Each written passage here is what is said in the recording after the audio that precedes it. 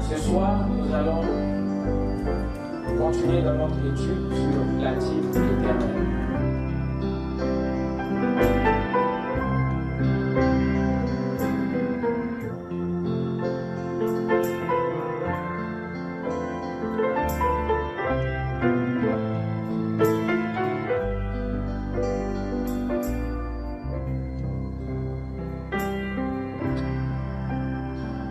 Alors, sans plus tarder, je vais vous inviter à vous lever pour lire les Saintes Écritures.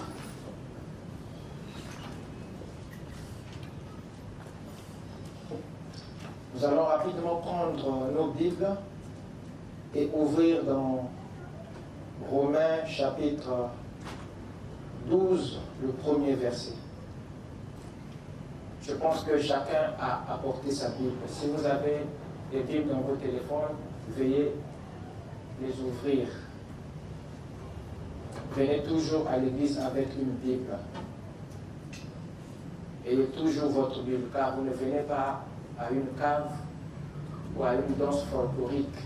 Ayez toujours votre Bible. Que chacun d'entre vous ouvre sa Bible. Dans Romains 12, nous lirons le premier verset. Romains 12, 1. Je vous exhorte donc, frères, par les compassions de Dieu, à offrir vos corps comme un sacrifice vivant, saint, agréable à Dieu, ce qui sera de votre part un culte raisonnable. Amen. Amen. Inclinez nos têtes pour la prière. Tu es digne, tu es digne. Tu es digne de Jésus, tu es digne, tu es digne. Tu es digne de renvoi, tu es digne, oh, oh, oh. Tu es digne de Jésus, tu es digne, oh, oh, oh. Tu es digne de louange. Tu es digne, tu es digne. Jésus, tu es digne, tu es digne, oh, mon roi, tu es digne, oh, Jésus, tu es digne, oh, oh, la vie que tu m'as donnée, le Saint-Esprit que tu m'as donné, la victoire que tu m'as donnée, oh, tu es digne, oh, tu es digne de louange. Jésus, tu es digne, oh, tu es digne de louange. Seigneur notre Dieu, encore merci à toi de nous avoir conduits, Seigneur, dans ta présence. Nous avons abandonné nos préoccupations pour t'accorder ces temps-ci, Seigneur. Parce que, oh Dieu, nous savons que, oh Père bien-aimé, il y a un temps pour chaque chose. C'est pourquoi, Père, nous venons répondre notre cœur devant toi, afin que toi, tu puisses nous remplir de ta vie, de ta parole, de ton esprit et de tes vertus, afin de rendre notre vie plus meilleure qu'elle n'a été autrefois. Nous te demandons, Père, de nous regarder au travers de ton sang, parce qu'il n'y a rien de bon en nous. Tu es le seul bon et véritable. Transmets-nous donc, Seigneur, ô Dieu, ta grâce, ta vie, Seigneur, pour que, ô Dieu, nous puissions te ressembler. Nous voulons, Père, que tu puisses nous élever ce soir dans les lieux célestes, afin que, Père, ta sémence soit placée dans nos cœurs, et que toute personne, Seigneur, ayant franchi le seuil de cette porte, puisse repartir chez lui avec une grande portion de ta divinité incarnée. Je crois, Père, ô Dieu, tu es le son de la vie, tu es la voix de la résurrection. Et qu'un seul mot venant de toi, Seigneur, suffit pour nous faire sortir de la tombe comme Lazare. Bénis ta parole, bénis ces moments, Père, que nous te consacrons dans le nom puissant et parfait du Seigneur Jésus-Christ. notre Dieu. Amen. Amen. Je vous prie donc de vous asseoir.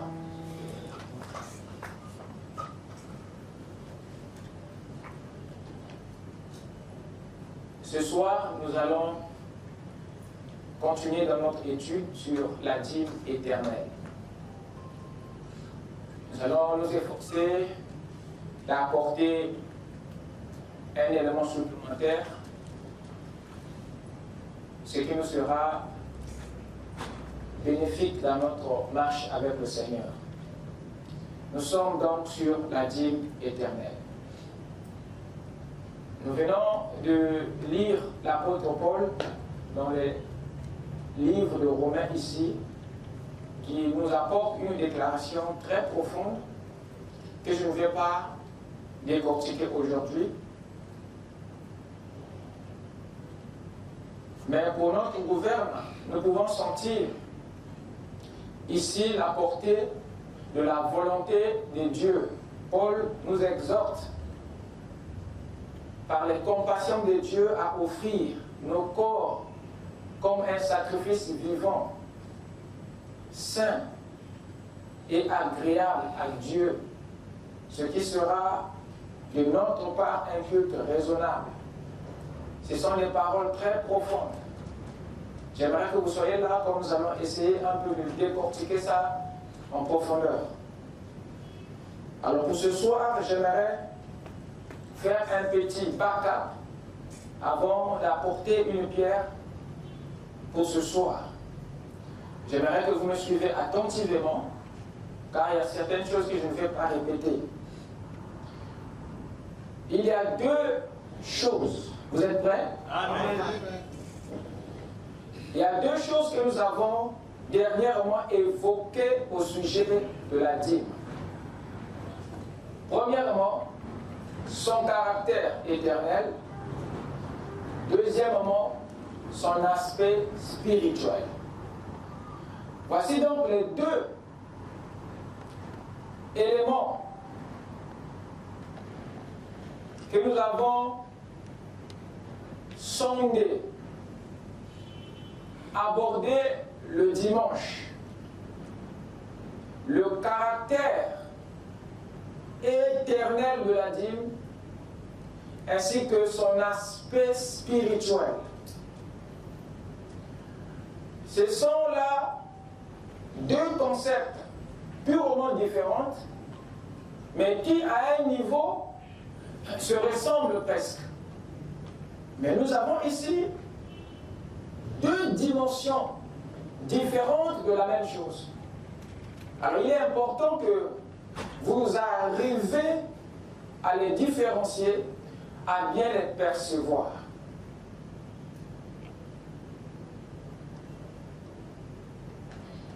Dans le chapitre que nous avons lu le dimanche, il nous a été parlé des rois et des nations qui, selon la Bible, apporteront des honneurs et des gloires ou dans la nouvelle Jérusalem. Et nous avons vu que ces honneurs et ces gloires que ces rois apporteront ne sont autres que, ou ne seront autres que les fruits de leur labeur, c'est-à-dire leur offrande. Ce qui veut dire que les offrandes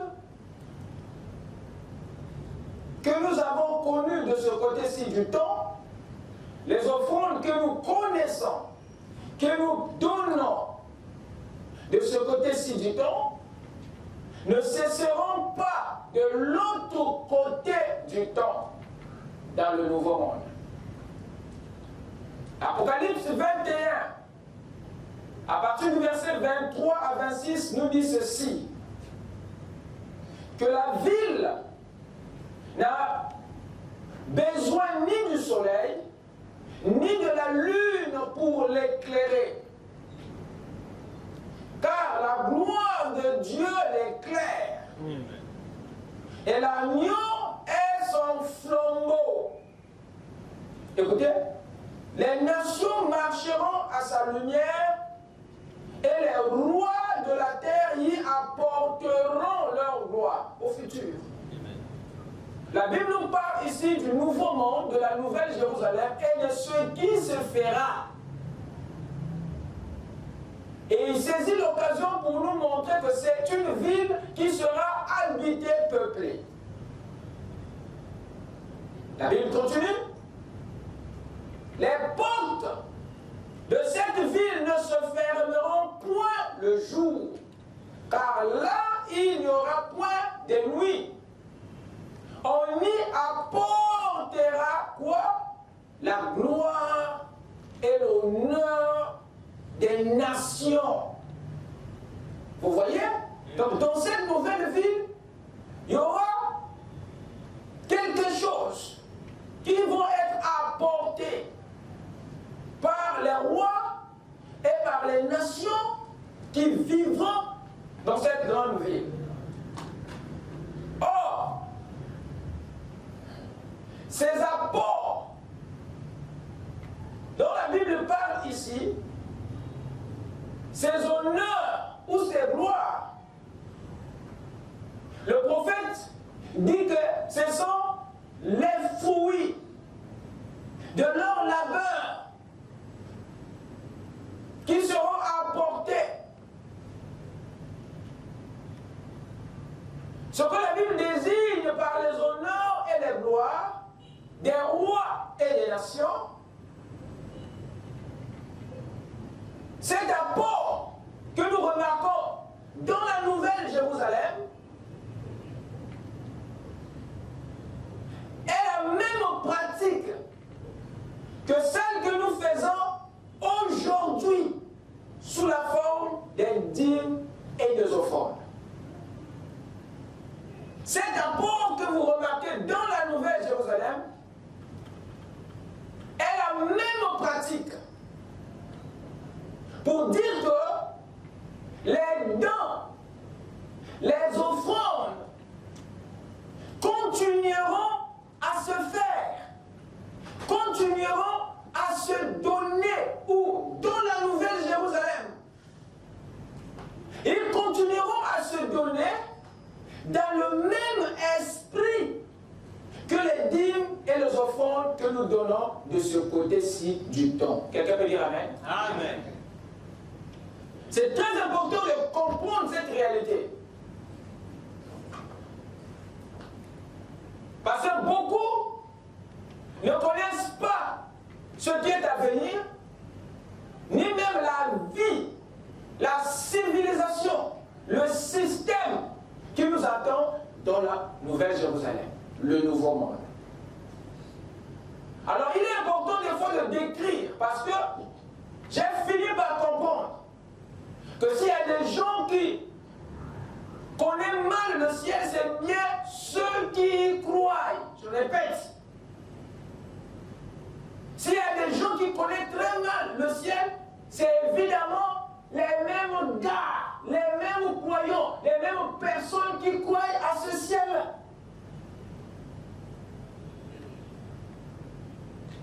Les détails que les chrétiens ont de l'enfer dépassent ce qu'ils ont du ciel. Amen. J'ai l'impression qu'on ne connaît pas là où on va. On a l'espoir que nous irons au ciel. Mais c'est un ciel en fait que les gens ne connaissent pas. Raison pour laquelle le royaume est très important. Parce que c'est lui qui nous fait visiter les sphères du ciel que le Seigneur nous a promis. Amen. L'épouse est enlevée pour découvrir le ciel qui lui a été prêché toutes ces années sur la terre. Je ne sais pas si vous le savez. Amen. L'épouse n'est pas enlevée pour vivre au ciel, demeurer au ciel. Nous n'avons pas été créés pour vivre au ciel. C'est les anges qui ont été créés pour vivre au ciel, pas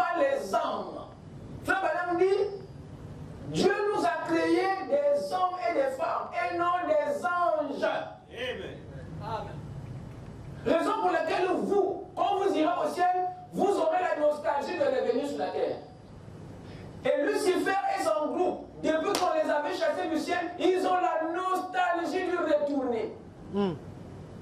Parce qu'ici, ils ne sont pas dans leur élément.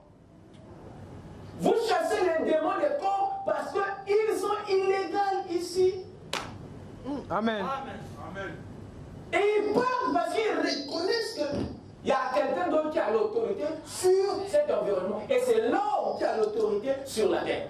Amen. Parce que dès le début, le pouvoir, la domination lui a été donnée. Et par cet acte, les anges et toutes les autorités célestes s'étaient inclinés devant cette autorité. Quelqu'un le suit? Amen. La Bible dit, quand le 5e sceau fut ouvert, il y a eu des âmes qui étaient où? Sous l'autel. C'était les âmes des hommes et des hommes et des femmes. Et la Bible dit que ces âmes se plaignaient. Ils disaient à Dieu, jusqu'à quand? Et Frère Branham vient, il dit, ces âmes voulaient revenir sur la terre. Amen. Pendant que toi et moi, on veut aller au ciel, mais ces âmes qui étaient dans la 6e dimension, ils étaient sous l'autel, mon gars. Ils étaient sous l'autel. Ils étaient dans la 6e dimension, mais ils voulaient venir sur la terre. Quel contraste! Comprenez-vous ça? Amen. Toi, tu veux aller au ciel, mais ceux qui sont là-bas voulaient venir sur la terre. Donc, s'il y a des gens qui n'ont pas la maîtrise de ces dimensions, c'est bien ceux qui y croient. Qui croient à ces dimensions. Mais ils ne sont pas très bien enseignés sur le ciel. Le problème est que l'homme, quand il est né, Dieu ne lui a pas donné le ciel. Dès l'aube de sa création, à l'aube de sa naissance, le premier cadeau que Dieu lui a fait, c'était la terre. Je crois que c'est dans Psaume 116 ou Psaume 112 où il est dit, les cieux sont les cieux de l'Éternel. Et il a donné la terre au Fils de l'homme. Amen. C'est ce que dit la Bible. Le seul être qui a un patrimoine en son nom, c'est l'homme. Il dit, les cieux sont les cieux de qui? De l'Éternel. Les anges n'ont aucune propriété. Alors que les cieux devaient appartenir aux anges. Amen. Mais rien ne leur a été donné. Donc les anges vivent dans un ciel qui ne leur appartient pas. Mais l'homme seul vit dans un environnement qui lui revient de droit. Amen. Moi je parle. Amen. Amen. Amen. Amen. Alors nous devons connaître le ciel et nous devons bien connaître la terre. Pour que nous ne soyons pas des désespérés.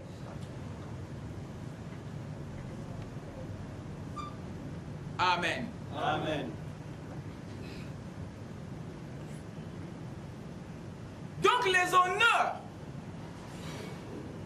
qui vont être apportés dans le nouveau monde ne sont autres que des offrandes, ne sont autres que des dons que nous donnons déjà ici. Mais là-bas, ça se donnera sous une autre forme. Mais dans le même esprit que ce qui se fait de ce côté-ci. Nous sommes devant une pratique qui est identique à celle que nous pratiquons déjà, à celle que nous faisons déjà ici. Amen. Nous aurons peut-être cessé de payer la dîme telle que nous le faisons aujourd'hui, mais son esprit, son caractère continuera sur terre, sous une autre forme. Cette continuité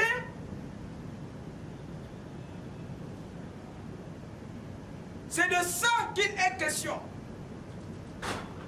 L'existence de la chose sous une autre forme de l'autre côté, c'est ce qu'il faut comprendre.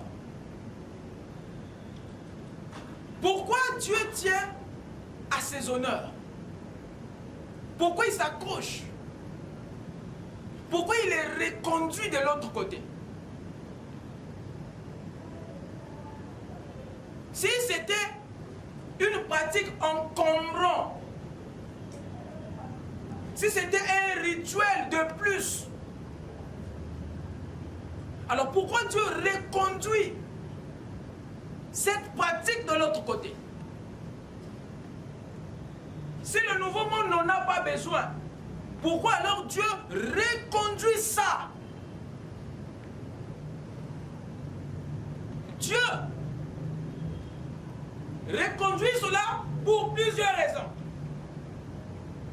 Et l'une des causes, l'une des raisons de ce maintien, de la reconduite de cet esprit de l'autre côté, c'est le lien entre les offrandes et l'adoration. C'est le lien avec l'adoration. Car il est impossible, je dis bien il est impossible que Dieu soit honoré, glorifié, adoré sans offrande. Amen. Amen.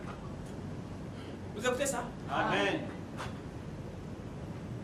Il y a toujours quelque chose qui doit lui être offert dans chaque adoration que nous lui offrons. Amen. D'ailleurs, vous ne verrez jamais une religion sur la terre qui ne repose pas sur les offrandes. Dans chaque religion, il y a une adoration. Dans chaque religion, il y a un culte. Et dans chaque culte, il y a toujours une offrande. Cette offrande, si ce n'est pas quelque chose que vous donnez à votre divinité, ça sera certainement et très assurément vous-même. Amen. Amen. Il n'y a pas une religion sans offrande. Ça n'existe pas. Que vous allez en enfer, que vous allez au ciel, toutes les religions que vous rencontrez, toutes les adorations que vous verrez sont en rapport avec les offrandes. Amen. Parce que les offrandes sont liées à l'adoration. Et comme dans le nouveau monde, l'adoration sera là, l'adoration continuera, par conséquent, tout ce qui est lié, il sera. Commençons par les offrandes. Suivez-moi bien. Aucune divinité dans le monde, aucune divinité dans la religion, aucune divinité dans le royaume n'accepte de se faire adorer sans offrande. C'est un principe que vous verrez en enfer et au ciel. C'est un principe que vous verrez dans l'adoration et dans l'idolâtrie. C'est un principe. Même le diable n'accepte pas qu'on l'adore sans offrande. Parce qu'il a puisé ça chez Dieu. Vous écoutez ça? Amen. Regardez. Oh, vous m'avez désactivé? C'est pas vrai ça.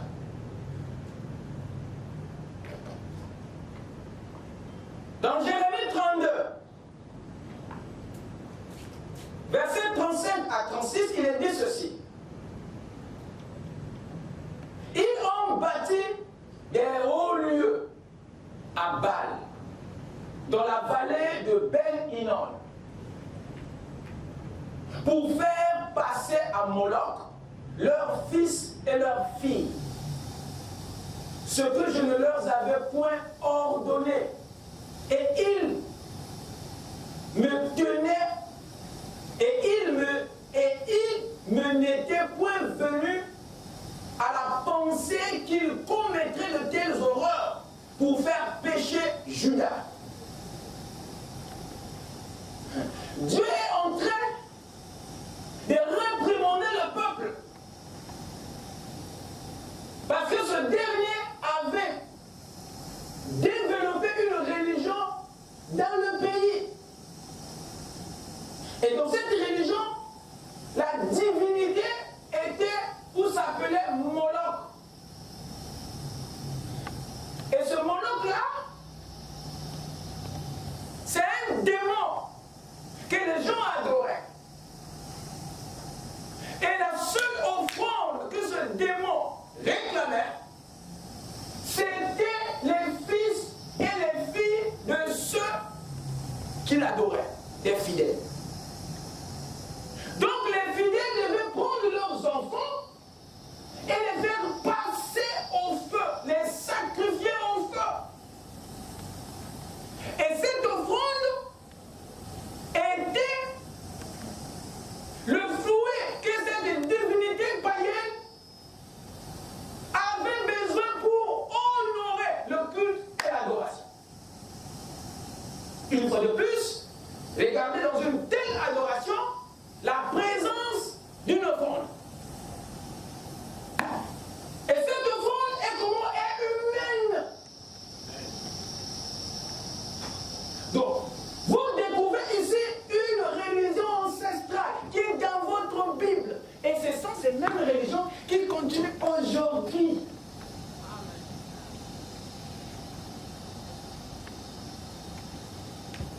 Est-ce que quelqu'un me suit? Amen. Vous voyez qu'il y a une offrande humaine dans cette fausse adoration, dans cette idolâtrie. Il y a une offrande. Et le Seigneur était mécontent. Il dit ce que je ne leur avais point ordonné. Il n'était point venu à la pensée que ces gens commettraient de telles horreurs pour faire pécher Juda.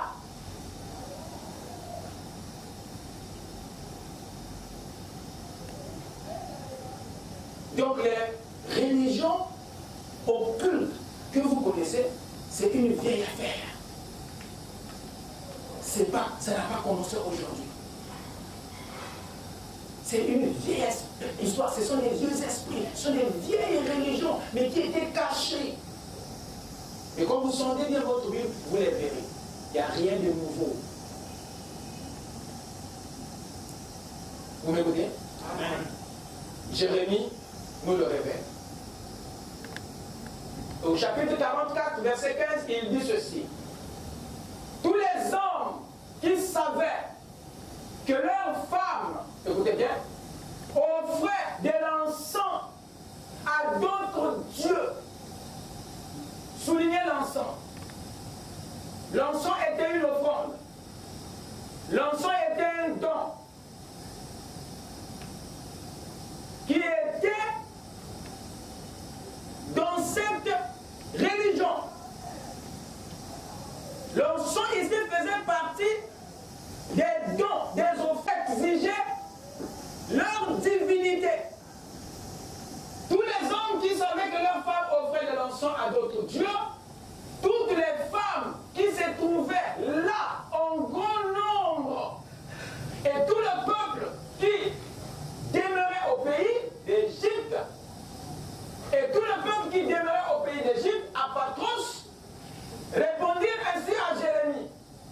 Nous ne t'obéirons en rien de ce que tu nous as dit au nom de qui? De l'Éternel. Ils ont refusé le Dieu d'Israël, prêché par le prophète Jérémie. Parce qu'ils avaient déjà leur religion, ils avaient déjà leur Dieu, ils avaient déjà leur divinité, qu'ils nourrissaient par des encens et des gâteaux. Ils avaient un culte dans lequel ils offraient des choses. Je suis ici en train de vous montrer que c'est un principe de vie. Vous ne verrez jamais une religion où il n'y a pas d'offrande. Vous ne verrez jamais une adoration où il n'y a pas d'offrande. Vous ne verrez jamais un culte où il n'y a pas d'offrande. Il n'y a pas une divinité qui se laisse être adorée sans offrande. Et le royaume des cieux, le royaume de Dieu, n'a pas de religion. Amen. Le royaume a une relation à la place de la religion. Amen. Le royaume a une adoration. Et cette adoration n'est autre qu'une relation spirituelle entre le roi et ses citoyens. Amen. Je parle à quelqu'un? Il n'y a pas une religion dans le royaume, mais il n'y a qu'une relation entre le roi et les citoyens. Et c'est cette relation qui est spirituelle. Et c'est celle-là que Jésus est venu restaurer. Et c'est cette relation que chacun de nous doit avoir avec le roi des rois. Amen.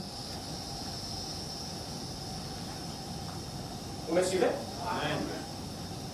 Si le royaume a une adoration, automatiquement, il doit aussi forcément y avoir des offrandes dans cette adoration.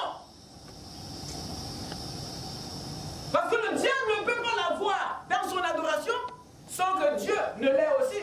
D'ailleurs, pour commencer, ce que le diable reçoit dans son culte, il l'a copié chez qui? Mais nous voulons agir comme l'a déclaré notre bouche. En d'autres termes, nous voulons faire tel que le dit notre cœur. Parce que ce qui vient de la bouche vient du cœur. Amen. Mais nous voulons agir comme l'a déclaré notre bouche. Offrir de l'encens à qui? À la reine du ciel. My God. Voilà leur divinité. Ça vous fait penser à quelqu'un, n'est-ce pas? Amen. Marie. La femme que l'Église catholique adore là, qu'ils appellent la mère de Jésus, n'est pas la mère. Divinité païenne qui a eu dans l'histoire beaucoup de noms. On l'appelait aussi Diane au temps d'Éphèse, mais dans l'ancien temps, on l'appelait la reine du ciel. C'était une divinité égyptienne que l'Église catholique a simplement récupérée. Et elle a donné le nom de Marie pour effacer que vous ne vous doutez de rien, que vous adorez la femme de Sémiramis, la femme de Nimrod, qui s'appelait Sémiramis. C'est elle que l'Église catholique a donné, connaît le nom de Marie.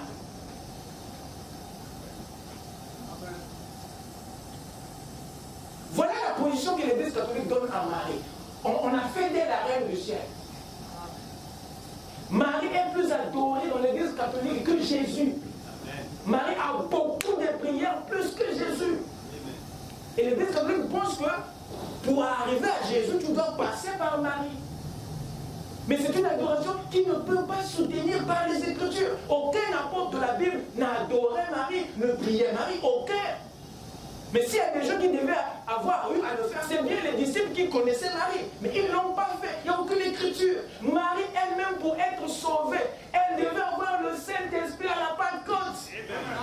Mais les gens l'adorent aujourd'hui. Dites Amen. Un désastre. Et je vous ai dit que j'étais catholique. J'étais enfant de cœur. Prêt à aller au séminaire pour devenir prêtre. J'ai claqué la porte. Je connais les piliers de l'Église catholique. Je vous apprends que dans l'Église catholique, il n'y a pas la Bible. Je répète, il n'y a pas la Bible. Ce que le prêtre soulève là, ce n'est pas une Bible. Pour la liturgie eucharistique là, ce que l'on passe là, ce n'est pas la Bible. On appelle ça missel. C'est un livre qui a été fait à partir de la Bible, mais ce n'est pas la Bible. Et tout le programme de l'année y figure. Ce qu'il prêche, c'est déjà écrit depuis le Vatican. Ce n'est pas comme moi, je prêche par l'inspiration du Saint-Esprit. Là-bas, ce n'est pas l'inspiration. Tout est programmé. C'est un mystère. En dehors du mystère, il est ce qu'on appelle le lectionnaire. 2 livres. Il n'y a pas la Bible. J'ai eu un débat quand je faisais le catéchisme. Quand je commençais à lire ma Bible, je suis allé voir mon prêtre pour poser des questions. Mais je suis sorti de là avec des coups de pied aux fesses. Parce que j'ai devenu emmerdé, il n'arrivait plus à me répondre. Parce que c'était tellement clair que pour protéger sa nudité, il fallait me chasser.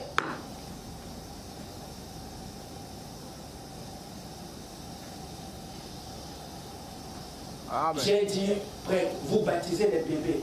Sur quelle écriture? Il me prend l'écriture où Jésus disait, venez à moi, vous tous, les petits enfants, car le royaume de Dieu. Laissez venir à moi les petits enfants, car le royaume des cieux est pour ceux qui les ressemblent. J'ai continué la lecture. Il a refusé de continuer parce qu'au moment il était pris. Et Jésus pria les consacrants. J'ai dit, voyez-vous, Jésus n'a pas baptisé les enfants. Mais vous baptisez les bébés, vous avez eu ça. Or, le baptême est donné à celui qui connaît le bien et le mal, qui peut confesser son péché. On ne donne pas le baptême à quelqu'un qui ne peut pas confesser. Le bébé, il a fait quoi pour commencer? Qu'est-ce qu'il va confesser? Et les enfants de Dieu qui sont là-dedans, ils se font duper, ils sont là, ils pensent qu'ils sont dans le vrai. Pour être ici, il faut être prédestiné. Amen.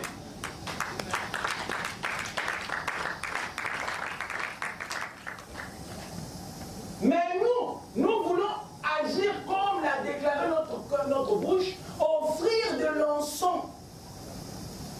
C'est exactement ce que l'Église devait faire. L'encens. Offrir de l'encens à qui? À la reine du ciel. Et lui faire des libations, c'est-à-dire des dons. Comme nous l'avons fait, nous et nos pères, nos rois et nos chefs, dans les villes de Juda et dans les rues de Jérusalem. Il continue. Alors, nous avions du pain pour nous rassasier, nous étions heureux et nous n'éprouvions point de malheur. Et depuis que nous avons cessé, écoutez bien, d'offrir de l'encens à la reine du ciel et de lui faire des libations, nous avons manqué de tout et nous avons été consumés par l'épée et par la famine. Il y a la présence des offrandes acquises à cette divinité païenne, la reine du ciel. Dans cette adoration, il y a les offrandes. D'ailleurs, lorsque nous offrons de l'encens à la reine du ciel et que nous lui faisons des libations, et ce sont la volonté de nos maris que nous lui préparons des gâteaux pour l'honorer. Voyez, on honore, ils honoraient leur divinité en lui faisant des honneurs. Et ces honneurs-là, c'était des libations, des dons, des offrandes. Dites Amen. Nous lui préparons des gâteaux pour l'honorer. Et que nous lui faisons des libations. Voilà la présence des offrandes dans les cultes païens. Alors ce n'est pas dans l'adoration, ce n'est pas dans la véritable adoration dans le royaume où il n'y aura pas les offrandes. Raison pour laquelle les offrandes sont reconduites parce que l'adoration continuera d'âge en âge. Quelqu'un me suit? Amen. Donc il y a un lien. Un lien. Les offrandes ont un lien avec l'adoration. Ce n'est pas donc étonnant que nous voyons la présence de ces honneurs dans le nouveau monde. Parce qu'ils sont liés à l'adoration qui se fait là. Donc Apocalypse 4, verset 10, remarquez. Là maintenant nous sommes chez nous, dans le royaume. Amen. La Bible dit quoi? La Bible dit, les 24 vieillards se prosternèrent. J'aime ça. Qui se prosternèrent? Les 24 vieillards. Nous sommes dans le royaume. Hein? Les 24 vieillards se prosternèrent. C'est un acte d'adoration, n'est-ce pas? Se prosterner. C'est un acte d'adoration, n'est-ce pas? Amen. Ils se prosternèrent. Pourquoi 24? Et le mot vieillard ne vous trouble pas. Ce n'est pas des vieux avec des cheveux blancs et des barbes. Non. C'est un langage. C'est un langage. Dans la version originale, le mot vieillard est remplacé par ancien. Quand vous repartez encore dans les Grecs, ce mot ancien est remplacé par le mot sage. Quand vous repartez encore, vous trouverez le mot ouin. C'est 24 ouin, c'est 24 sages. Que sont-ils? C'est un nombre prophétique qui désigne, my God, les 12 tribus d'Israël et les 12 apôtres du Nouveau Testament. Amen. Donc dans les 24, vous avez les saints de l'Ancien, les 12 tribus, et les saints du Nouveau Testament, les 12 apôtres. Dans les 24, il y a vous, les croyants du Nouveau Testament, et il y a les croyants de l'Ancien Testament. Amen. Parce que dans le royaume, il y a qui? Israël et l'Église. Nous partageons un même royaume. D'ailleurs, dans la ville, Israël sera à l'extérieur et l'époux sera où? À l'intérieur, dans le même royaume. Ah, il devait être prophétiquement représenté déjà. Donc ces 24 anciens représentent les saints de l'Ancien Testament et les saints du Nouveau Testament. On est tous conviés au même royaume, on est tous concernés à la même adoration devant une seule et même divinité. On adore un seul roi. On a remarqué dans cette adoration. Les 24 vieillards se prosternèrent. Tous, hein, tous. C'est pas que non, les croyants de l'ancien se sont prosternés et ceux du nouveau, Patikali. Tous, nous sommes concernés à la même adoration, au même acte. Les 24 veillards se prosternèrent devant celui, écoutez bien, et non devant ceux, devant celui, et non devant ceux. Il n'y a pas trois dieux, mon Dieu. Se prosterner devant celui qui est assis sur le trône. Et ils adorèrent celui qui vit au siècle des siècles. Amen. Amen. Dans leur adoration de celui qui vit au siècle des siècles, il y a une offrande qu'ils font. Il y a un don qu'ils donnent. Il y a quelque chose qu'ils offrent à celui qui est assis sur le trône. Et cette chose part d'eux-mêmes vers le King. Il y a une offrande qu'ils font dans cette adoration. Mais c'est quelque chose qui part d'eux vers le roi. Parce que le roi attend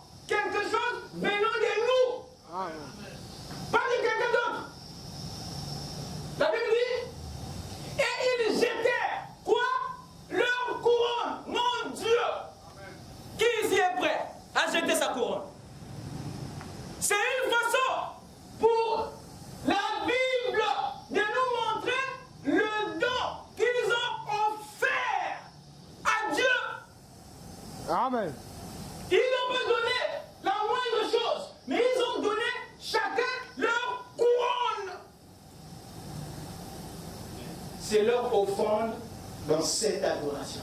C'est ce qu'il offre dans cette inclinaison. La couronne, c'est le symbole de ta royauté. C'est le symbole de ton autorité. Donc tu prends ton autorité, tu prends ton ego, tu l'offres. Amen. Amen. Et quand un roi donne sa couronne à un autre roi, ça veut dire qu'il cède son autorité à un autre. Amen. Il offre, il se dépouille et il se donne lui-même et son royaume comme un don à celui qui est plus grand que lui.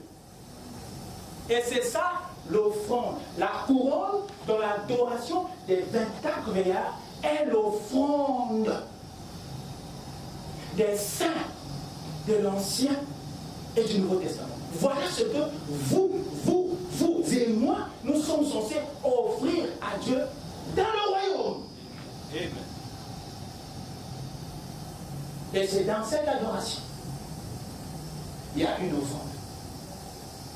Vous écoutez ça? Amen. C'est très important. Et ils jetèrent leur couronne devant le trône en disant, tu es digne.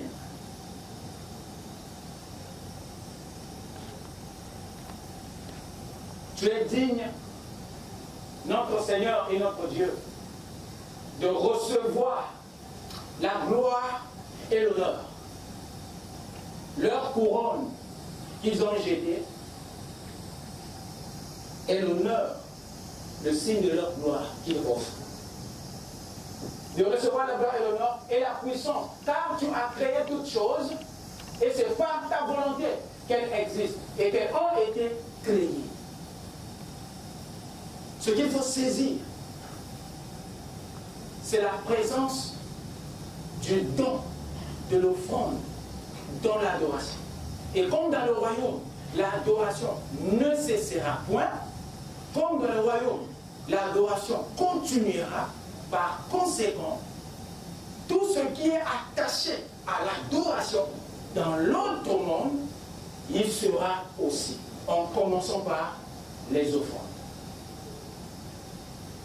Raison pour laquelle, vous remarquez dans Apocalypse 21, les rois et les nations apportent les honneurs. Voilà comment vous voyez ça. Parce que ces dons qu'ils apportent sont en rapport avec l'adoration dans le royaume. Parce qu'il y a une divinité que nous élevons, que nous honorons, que nous glorifions. Par conséquent, on ne peut pas l'adorer sans lui donner quelque chose de nous. Raison pour laquelle les dîmes et les offrandes ont un caractère éternel. Parce que leur esprit, leur forme se font remarquer même dans le nouveau monde. Et c'est pour des raisons d'adoration.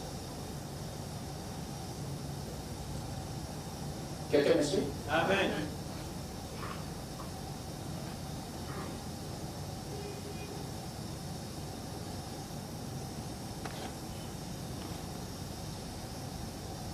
Voilà l'Apocalypse 21 que nous venons de commenter, qui nous montre que les offrandes, les honneurs et les gloires des rois seront les offrandes des rachetés dans le royaume. Et le prophète ici dit, c'est une écriture que nous avons déjà lue, mais je reviens pour éclairer votre esprit. L'épouse habitera à l'intérieur du royaume avec le roi. À l'extérieur, il y aura les rois de la terre qui travailleront et qui apporteront leur labeur. Qui apporteront, frère madame corrige, non pas leur labeur, écoutez, mais qui apporteront leur fruit dans la ville. Ça veut dire qu'ils travailleront. Vous êtes avec moi? Amen. Et dans l'âge de Philadelphie, il ajoute ceci. Oh!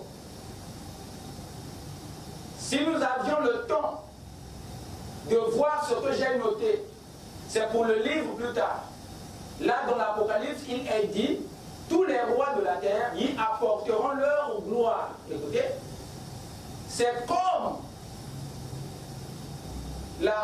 il dit, en titre, la tribu de Lévi, tous les autres lui payaient la dîme. Voyez-vous, d'une nouvelle lune à l'autre, d'un sabbat à l'autre. Il montait pour adorer.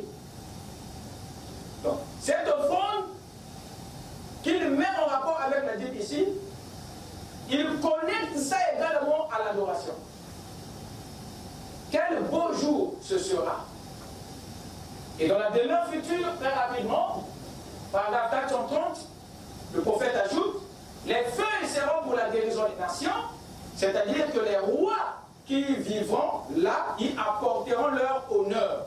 Quand ils apporteront leur honneur et qu'ils le déposeront devant le trône de Dieu.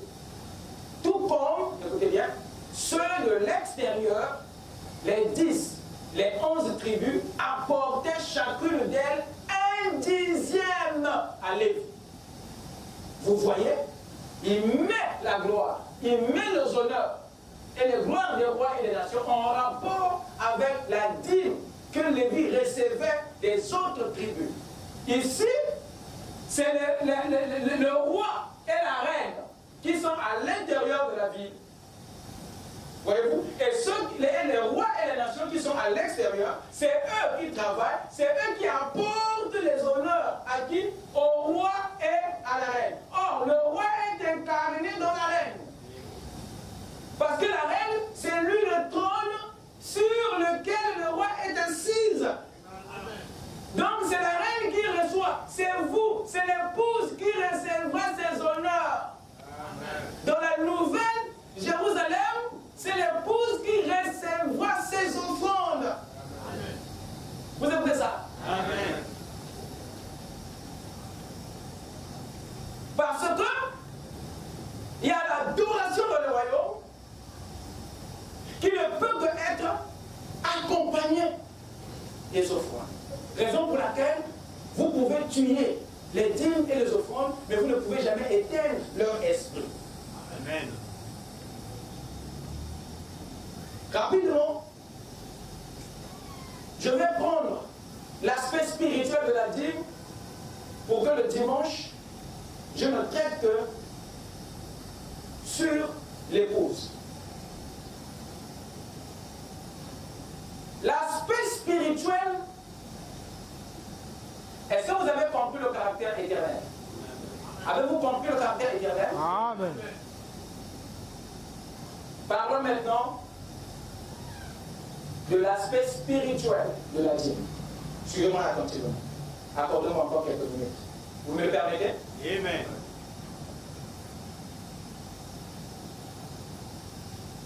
L'aspect spirituel est l'aspect le moins connu. La dîme est plus connue dans sa forme naturelle d'objet que dans sa forme, dans sa dimension spirituelle. Ce que les gens savent, retiennent, connaissent de la dîme, c'est une forme d'objet, une forme matérielle. Mais l'aspect spirituel de la dîme est beaucoup méconnu.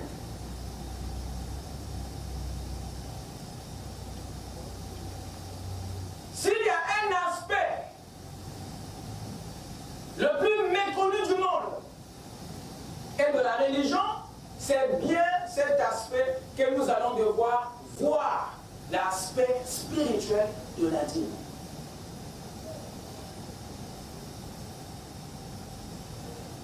L'aspect spirituel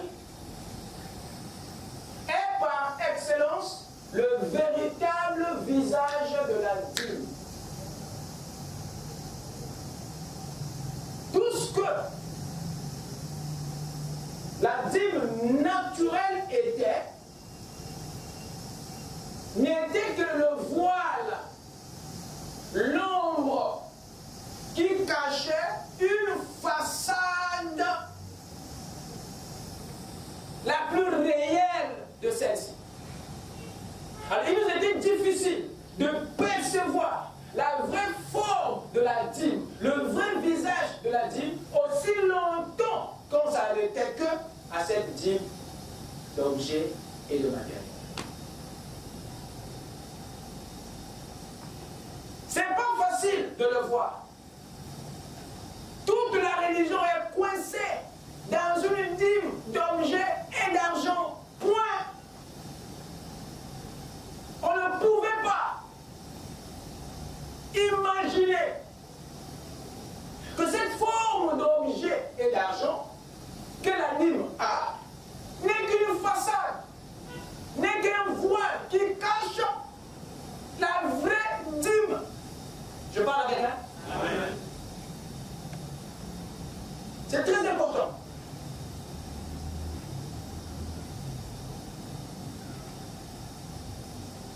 La dîme naturelle cache la dîme spirituelle. Et la dîme spirituelle nous révèle le vrai côté. Ils sont nombreux, alors nombreux. Ceux qui par leur ignorance ont réduit, ont limité la dîme à une simple offrande d'aliments, d'objets et d'argent. Sans savoir que la dîme d'objets et d'argent n'était en soi qu'un exercice et un type. Ceux qui ont limité la dîme à une chose, à un aliment, à une somme d'argent, tous ceux qui ont réduit la dîme à un matériel, tous ceux qui se sont arrêtés qu'à cette forme-là, ignorent des choses. Ils ignorent que la dîme naturelle n'était en fait qu'un exercice. Deuxièmement, cette dîme d'objets et d'argent, d'aliments et de matériel n'était qu'un type. Donc aussi longtemps qu'on ne perce pas ce mystère, nous ne connaîtrons jamais la véritable forme de la dîme. Ça a arrêté à l'argent, ça a arrêté à l'aliment, ça a arrêté au matériel. Comme étant la seule forme légale de la dîme, c'est une erreur. Parce que la dîme d'objets, d'argent ou d'aliments n'était qu'un exercice et un type. C'est amen. Est-ce que ça rentre bien? Ça, c'est une dimension qui est difficile aux religieux de voir. Comment pourront-ils aller au-delà de ça? Gloire soit rendue à Dieu que les sceaux étaient révélés. Amen. Ça nous a permis d'aller au-delà du voile et de connaître la véritable forme des choses. Et Frère Branham dit, la véritable adoration ne se faisait que lorsque le sacrificateur allait derrière le rideau. Donc si le prêtre, le prédicateur, le ministre n'a pas accès au-delà du voile, il ne peut pas vous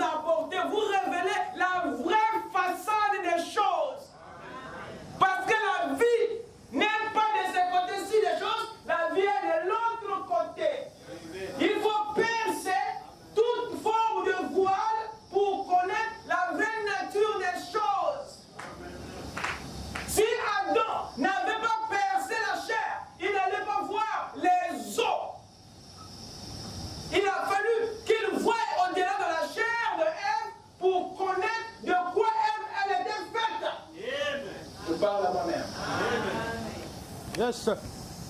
La dîme n'était qu'un exercice. 1. Et 2, la dîme n'était qu'un type de quelque chose. Donc la première forme de la dîme est irréelle. Et la réelle, c'est celle que la première forme cachait. Vous me suivez? Amen. Alors écoutez. Prenons le premier point. La dîme, autant qu'exercice. La dîme n'était qu'un exercice. Comment? La dîme d'objets et d'argent était un exercice au sacrifice.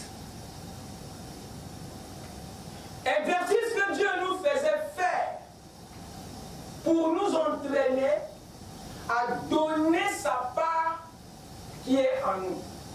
J'explique.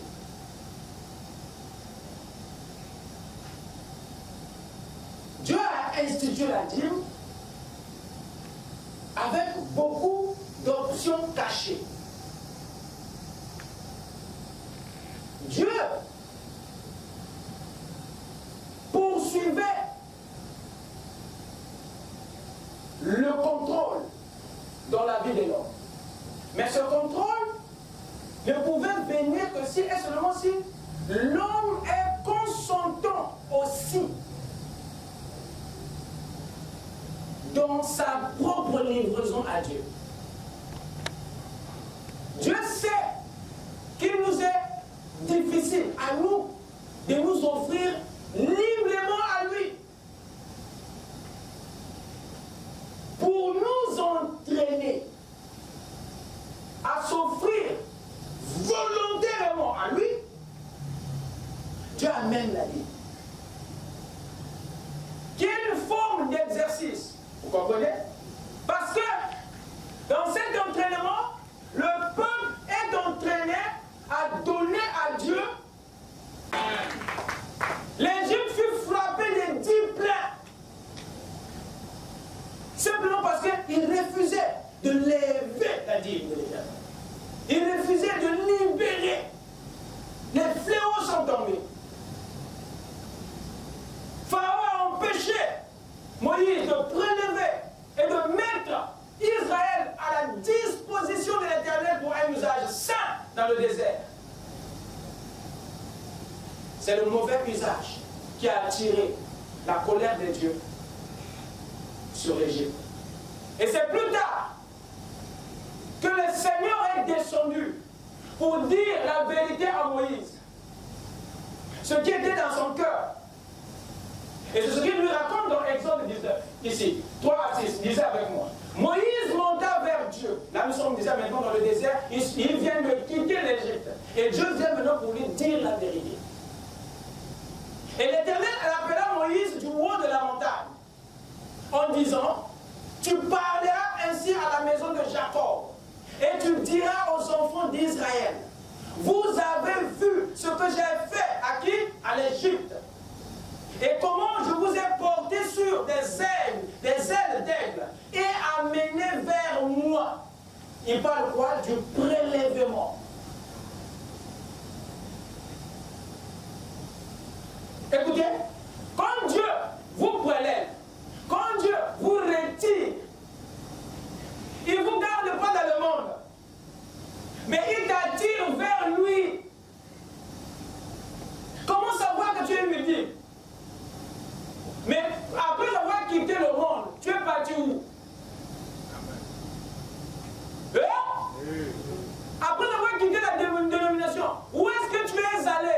C'est la direction que tu prends après le monde qui détermine qui tu es.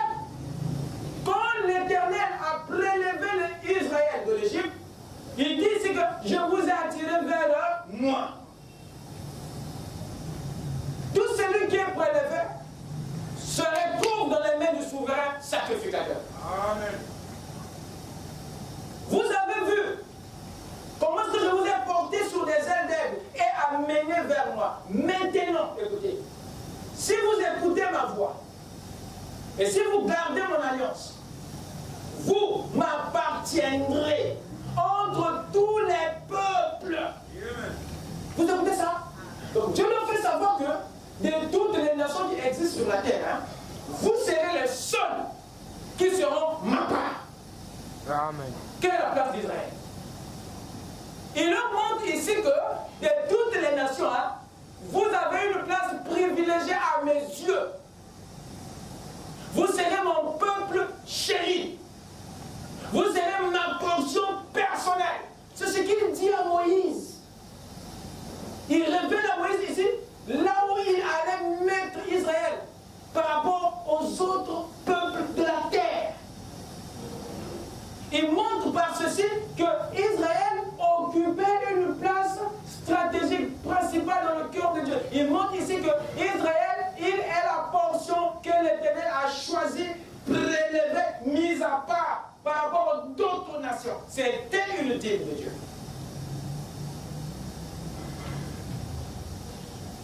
Vous serez pour moi un royaume de sacrificateurs et une nation sainte. Vous écoutez ça? Est-ce que vous écoutez ça? Amen. Jérémie 2, verset 3. Israël était consacré à qui? Il était, écoutez bien, les prémices de son revenu, mon Dieu. Voilà pourquoi Israël était dangereux. Donc on disait qu'il avait les prémices de son revenu. Je vous ai dit que c'est un mot qui s'applique aussi à la dîme. Parce que dans la dîme, il y a un caractère prémisse. Il nous fait savoir ici que Israël est un peuple. Il dit que c'était Israël est le prémisse de son revenu. Donc, de tous les peuples que Dieu a produits sur la terre, il dit Israël, c'est sa dîme. De toutes les nations, Israël, il dit, c'est mon number one. Dans cette écriture, nous apprend en un mot que Israël était la dîme de l'Éternel. Israël était la portion sacrée de Dieu. Israël était ses prémices de toutes ses revenus en peuple, en nation.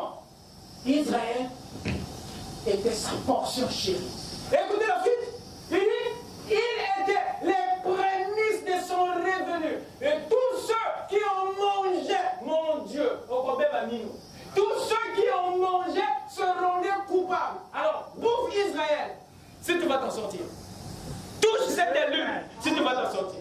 Il parle ici d'une nation qui était quoi? Sa dîme, sa prémisse. Et il met en garde le reste du monde. Il dit touchez, touchez. Il dit, tous ceux qui ont mangé seront les coupables, Jésus. Et le malheur, écoutez bien, et le malheur fondé sur eux, dit l'Éternel.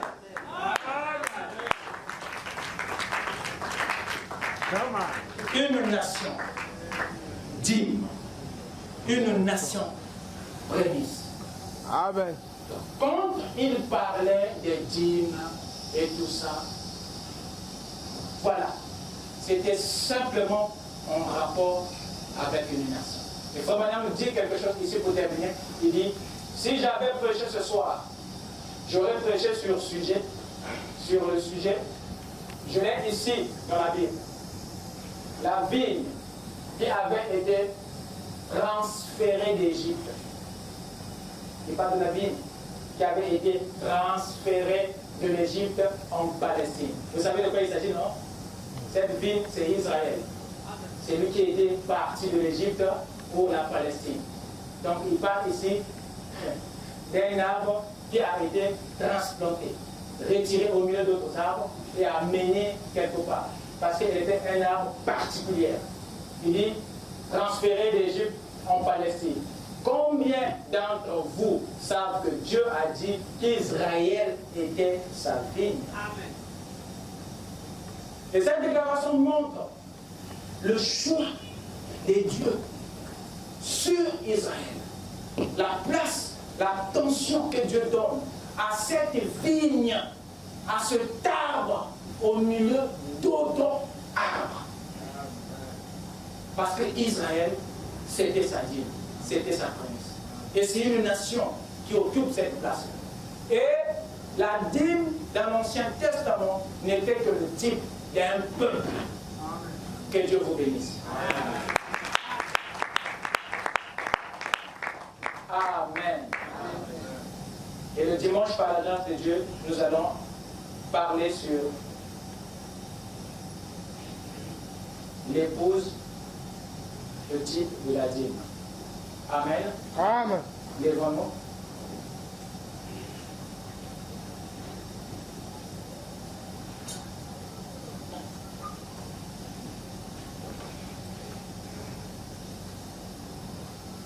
Avec une tête inclinée.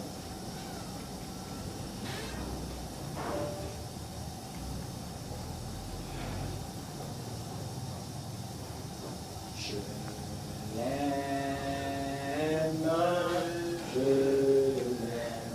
l'aime, parce qu'il m'aima le premier.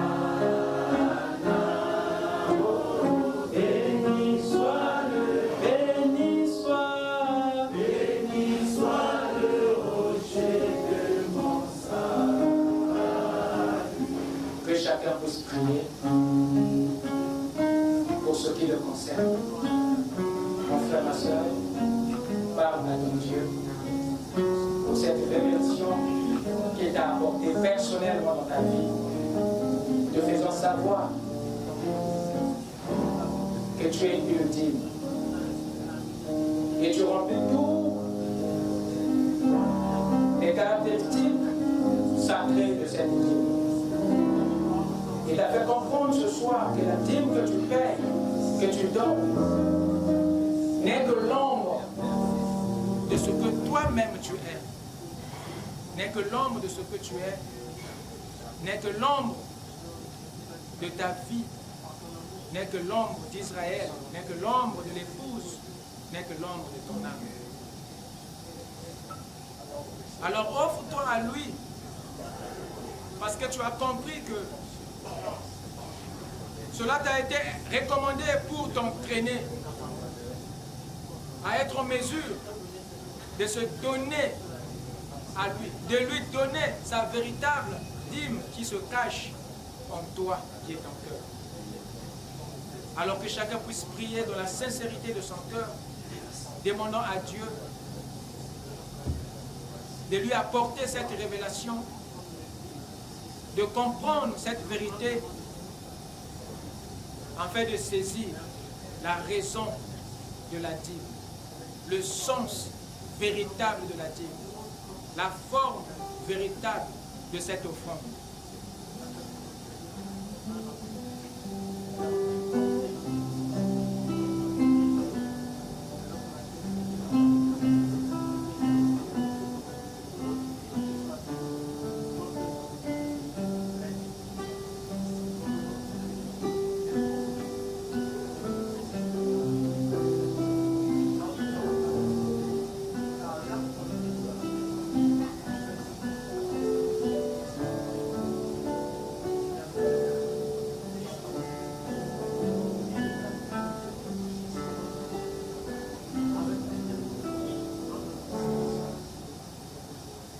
Seigneur notre Dieu, nous te bénissons, Père, pour ce petit message de ce soir qui nous a secoué, Seigneur, qui nous a tous intrigués, à savoir, Père bien-aimé, ce plan caché de la dîme, cette vérité, Seigneur, qui se cachait derrière une forme d'objet et de matériel. Seigneur Dieu, combien tu es merveilleux, Père, pour nous de savoir que c'était un exercice, c'était aussi intime. Père, tu nous as entraînés pour apprendre, Seigneur, à donner la plus grande partie, la partie la plus importante, Seigneur, qui se cache en nous. Parce qu'en nous, Seigneur, il y a une portion qui te revient, que l'homme trouve difficile à t'offrir, Seigneur. Oh Dieu, nous te sommes reconnaissants. Sur base de cette révélation, Seigneur, nous avons compris que nous te sommes entièrement redevables. Et ce soir, Seigneur, sur base de ta parole, Père, nous nous offrons à toi, comme l'a déclaré l'apôtre Paul. Nous nous offrons à toi, Seigneur. Parce que, Père, oh Dieu, tu nous as éclairés, Père bien-aimé, dans les moindres détails. Nous savons, Père, oh Dieu, que la dîme n'est qu'une expression de nous-mêmes. Que cette dîme que nous donnons, Seigneur, ô Père, n'est que le côté visible